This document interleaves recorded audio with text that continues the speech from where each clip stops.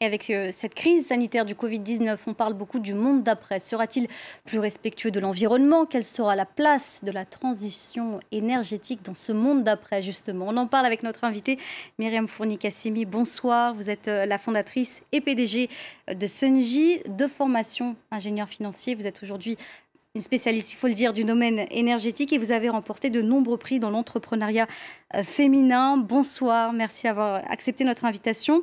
Pourquoi avoir choisi l'Afrique? Bonsoir, je suis très honorée et très heureuse d'être parmi vous ce soir pour passer les messages que nous sommes sur le terrain et que les choses avancent effectivement après cette crise en Afrique. Sungy, nous sommes une équipe d'ingénieurs passionnés qui apportons l'énergie solaire partout et pour tous. Mais nous l'adaptons autant que faire se peut aux besoins spécifiques de l'Afrique. Les agriculteurs dans le désert, par exemple, qui n'ont pas d'accès à l'électricité. Ou les industriels qui sont certes connectés au réseau, mais qui subissent des perturbations électriques, comme des surtensions, des sous-tensions ou des micro-coupures. Nous proposons et nous étudions des modèles de rupture qui permettent aujourd'hui d'apporter et d'adapter cette énergie solaire là où on en a besoin, mais comme on en a besoin. Grâce à l'électronique aujourd'hui, à l'informatique, à l'Internet des objets, à l'intelligence artificielle, on arrive aujourd'hui à mettre en adéquation et en corrélation quasi parfaite la production d'un côté et la consommation de l'autre. Et on pilote en temps réel tous ces flux énergétiques dont les Africains ont besoin. Alors justement, on le disait, dans le monde d'après, on parle beaucoup dans cette crise sanitaire de la transition énergétique qui occupera, on l'espère, une place essentielle. Comment se positionne justement aujourd'hui l'Afrique dans cette transition? Alors, l'Afrique, comme tous les autres continents, a subi de plein fouet cette crise sanitaire soudaine, totalement atypique et singulière. Mais comme tous les autres continents, elle va se relever. Et dans ce monde d'après, les règles du jeu seront complètement différentes. Et tous les grands penseurs, et j'aime à citer Churchill, nous rappellent que dans les crises, les tendances structurelles, après la crise, s'accélèrent. C'est exactement ce qui est en train de se passer en Afrique. Alors, quelles étaient ces tendances avant la crise? Eh bien, il y avait déjà, bien sûr, cette transition énergétique. Il y avait cette digitalisation de l'économie, cet engouement pour l'entrepreneuriat et pour la consommation locale.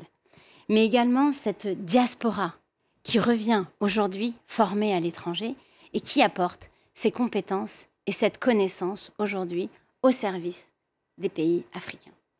D'ailleurs, le président algérien, M. Tebboune, qui était votre invité sur votre chaîne il y a quelque temps, appelle également aujourd'hui à cette diaspora de venir constater, investir, s'installer et construire ces ponts que nous sommes aujourd'hui, depuis quelques années, en train d'observer.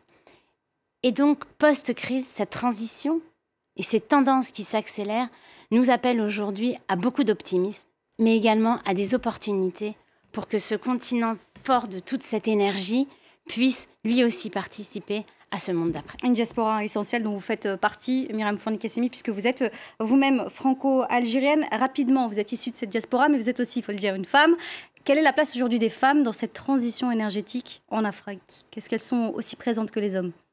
Alors, je comprends votre question qui, depuis votre point de vue, on pourrait avoir cette perception qu'il ne se passe rien pour les femmes.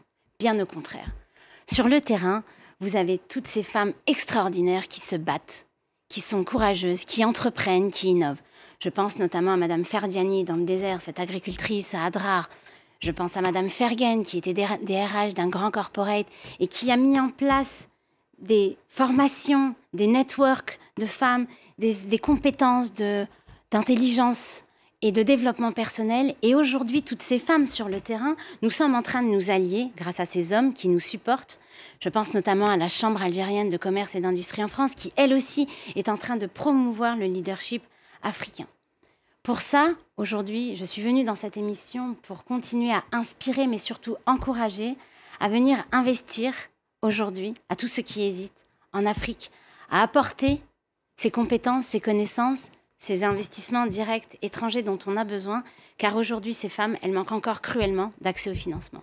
Merci à Myriam Fournier-Kassemi pour cette intervention sur notre antenne. Voilà, on se quitte sur ces énergies positives, mais restez avec nous, l'info continue bien évidemment sur France 24.